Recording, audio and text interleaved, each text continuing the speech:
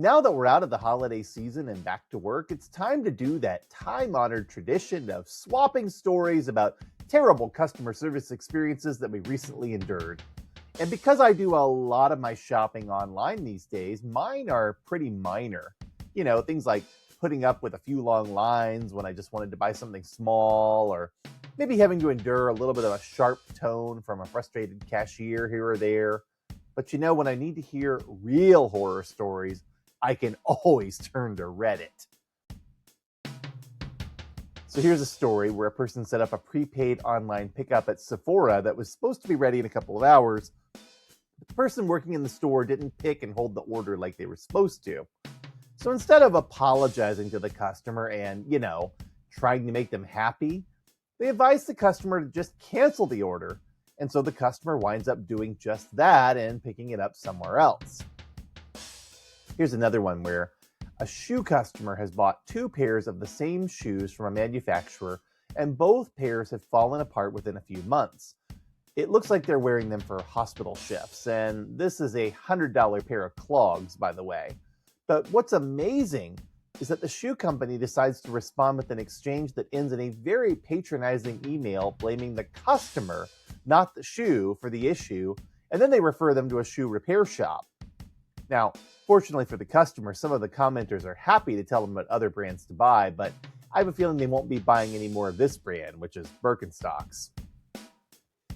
Here's one more where a person tried to move a phone line over to Verizon and had a series of encounters with customer service representatives who promised to fix the problem with specific actions and then did nothing about it.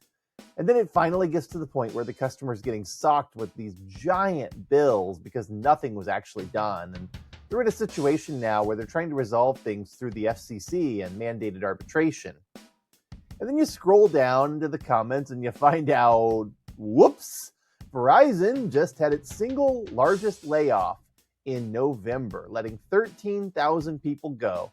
And they're planning another one in the spring. And, look in the news. What does the new CEO have to say about this? Well, it's exactly what you'd think. He says they're facing customer churn from raising rates, and so now their customer satisfaction scores are down, worse than the competition, because employees haven't had what he describes as the financial flexibility to fix things. And he describes their problems as self-inflicted wounds. Yeah, seriously. I'd like to note that the CEO this guy replaced, who was tossed out for taking Verizon down from the top position to third in the United States, had a total compensation package of around $25 million, and he gets to remain on as an advisor this year and keep another $20 million of his compensation. By the way, in my very unscientific reading of Reddit, I noticed more complaints about Verizon within the last month than any other brand, often for situations exactly like this. Another major complaint I found was about AI-supplied customer service from major brands. It sounds like a nightmare to deal with. And third, unsurprisingly, there were a lot of problems with shipping companies, especially FedEx and UPS, which does make sense in December. But all of this leads me to ask, if we know poor customer service undermines the credibility of brands in a way that we may lose customers forever, and that great customer service makes customers for life, why are there so many brands who think customer service is something they ought to just pay lip service to? Does having good customer service really give brands a true competitive advantage? Well, we're going to find out today. I'm Sean in St. Louis, and this is the Marketing Gateway.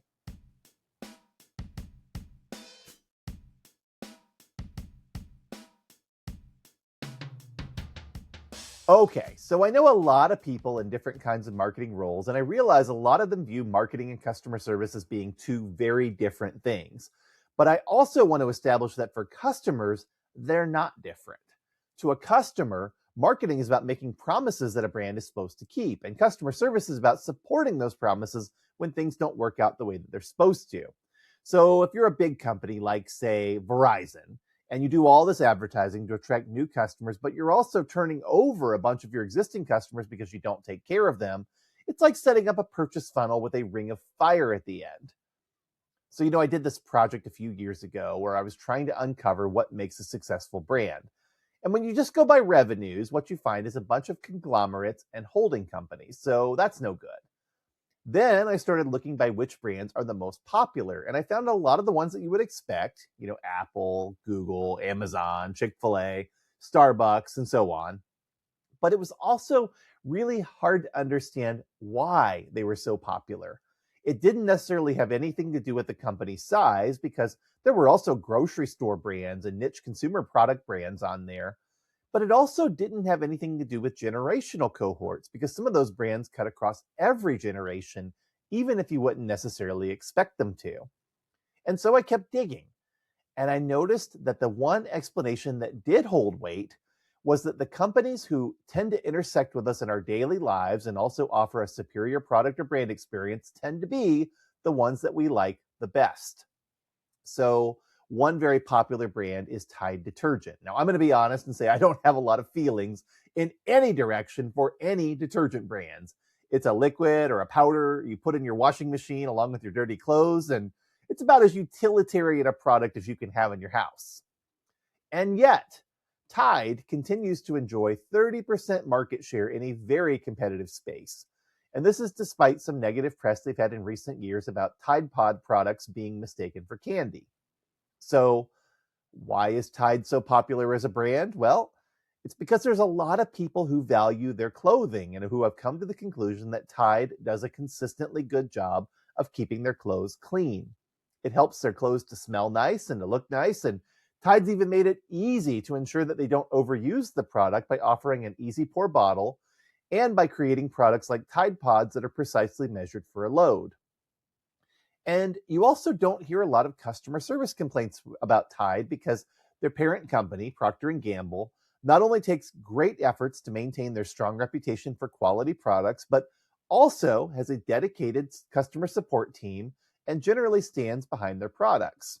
It's not particularly notable customer service, but from what I can tell from people who have described their experience online, it works most of the time. And that brings back up my point.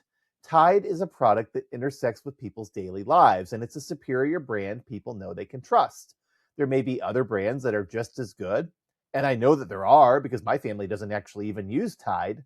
But to those who trust the brand to keep their daily lives free of soiled, stinky clothes, the experience is reliable. But it's also a product brand, and products are a little easier for people to gauge because they have a tangible quality that makes them easy to try out and to see if you like them. It's a little more difficult with a service brand or with a product brand that also involves a heavy service component. And yet, one company that absolutely nails it is Apple.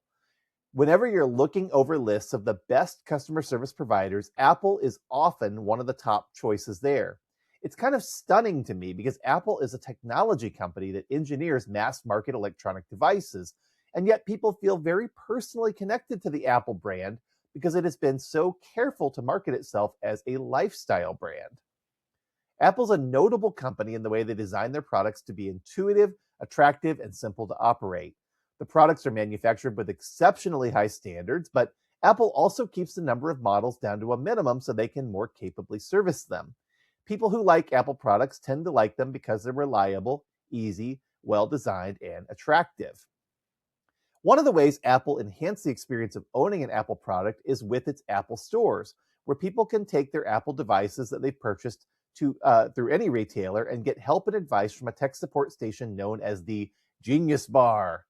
This is an unusual but really, really smart strategy Apple has employed to utilize retail not only to aid customers directly instead of relying on third-party partners, but also to keep them locked into their ecosystem with services like Apple Care and Apple's upgrade trade-in plan. Another brand that truly understands how to utilize retail to sell a product is Chick-fil-A, which took the rather unpleasant drive-through model into a whole new stratosphere with a smart design that maximizes hands-on service while also providing speedy and efficient food ordering and delivery. Chick-fil-A puts staff out in vests holding tablets to take orders directly from cars rather than relying on lousy loudspeakers during peak times. But the chain also ensures it's staffed appropriately for those busy times and that the staff are trained to deliver superior service with evident high standards. One of the savviest things Chick-fil-A does is train staff to respond to the words thank you with the phrase, My Pleasure, which does an excellent job of showing the customer that the staff view themselves as service providers first. But Chick-fil-A also invests in its employees and its culture, offering generous pay, assistance with families and college tuition, and Sundays off. The result is happier, less harried employees who then in turn provide better service. Another retailer that tends to appear at the top of customer service scores is Costco, which is also known for treating its employees extremely well and promoting from within. This helps them to retain employees so they don't have to deal with the staffing churn that many retailers have. More experienced employees not only are more efficient at their jobs, but they're also able to provide service to customers because they understand how things work and where to find products. Beyond this, Costco strives to deliver value to its members, often touting the notion that it views its annual membership fee as its profit margin, and then it works to keep prices down and value high on the products that it sells. Costco carries quality products too from name brands, but it also has an enviable store brand, Kirkland Signature, which is not just a private label brand that costs customers less, but also one that's so good it can directly compete with major brands in quality and in consumer preference. Costco also backs its products with an incredible return policy. You can return almost anything you buy at Costco within any time frame, and staff are trained to make this as painless a process as possible. Does Costco get taken advantage of? Of course they do. There are communities online where people crow about how they pulled one over on Costco by returning products nobody else would ever take back, like playground sets or stained carpets or half-eaten food. But Costco generally accepts these returns and serves these customers not because they're too nice to have a stricter policy. They can always cancel a membership if a customer abuses the system too much. It's rather that they're smart enough to recognize that their extraordinary customer service goes a long way towards spurring word of mouth about how great Costco is. And while a fraction of customers may abuse the policy, most will simply shop there content in knowing that they could return something if they really wanted to. And this leads us to another customer service champion, USAA, an insurance company consistently ranked at or near the top of customer service scores for nearly every industry.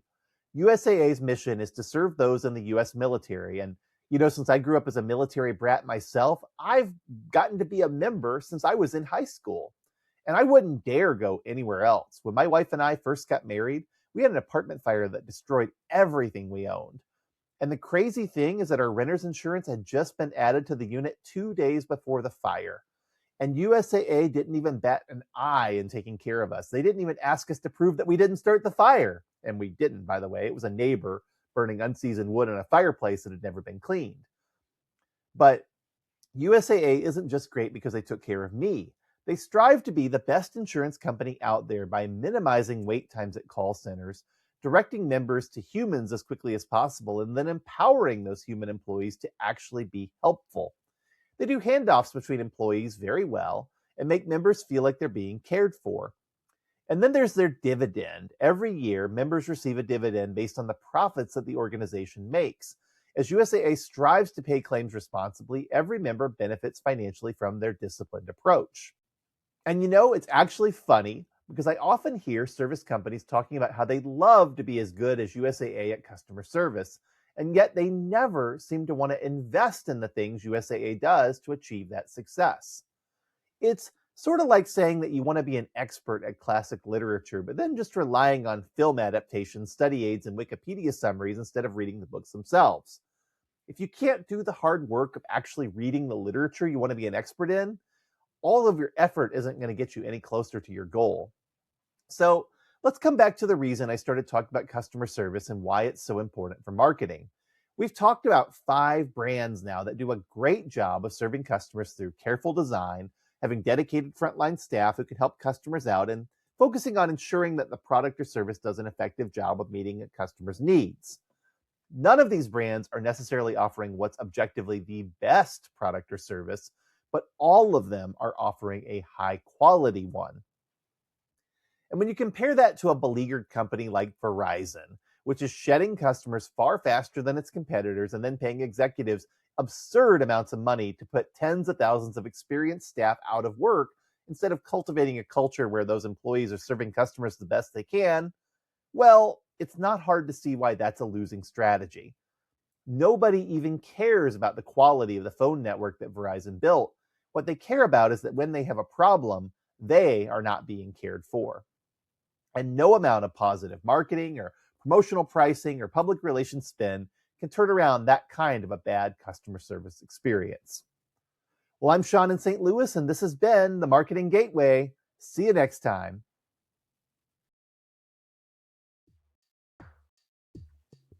Today's plug is for good habits, and today's a good day to talk about these because we're fresh into a new year and everyone's thinking about resolutions. But we all know resolutions also don't stick. It's easy to say, I want to lose weight, or I want to try to read more, or I want to make this the year I finally learn a foreign language, or something like that. But it's hard to do those things once the busyness of life creeps in and the motivation wears off. The secret is to understand that habits are what really drive change most of the time. So, for example, if you want to exercise more, working in some daily stretching or walking and making a habit of it instead of a major lifestyle change gradually makes it something you'll start to miss if you don't do it. Daily habits also work better than occasional ones. We're just wired to enjoy routine. It takes a few weeks of doing a task for it to become a habit, so make January the month you establish some new ones. And let's make 2026 the year we try to get some better habits in place for our own self-improvement. I know I'm working on it, and I hope you are too.